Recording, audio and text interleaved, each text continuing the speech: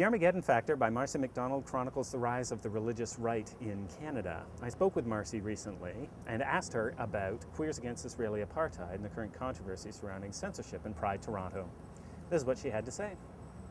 Are some of the forces that you describe in your work, and I'm asking you to speculate, but are some of the forces that you describe in your work, are they at work? I think that it is the same argument that's being used about free speech on campus, and it's a real wedge that's being driven into a number of areas.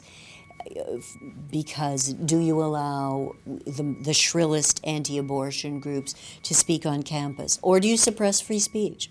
And do you allow anti-Israeli speakers or Israeli boycotts on campus? So it's exactly the same principle, and I do see the same figures speaking out in both debates, and figures from the religious right justifying the cancellation of the Pride Parade in the pages of the National Post because of this group. But wouldn't it be ironic for the gay and lesbian community to find itself censoring another group? It's very, very surprising. It's a very peculiar position to be in. It seems, to my eye, to fly in the face of everything that the gay and lesbian movement, which is embodied theoretically by Pride. It seems completely contrary to a parade celebration that is supposed to be about freedom of expression.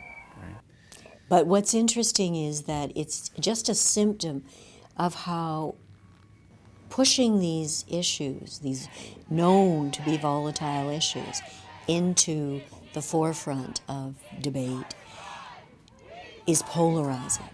And it's a symptom of, I think, what the cynicism of this kind of policy could lead to in this country. Mm-hmm. A further polarization of the debate, more vitriol, more venom, like we see the result of 30 years in the States. Right.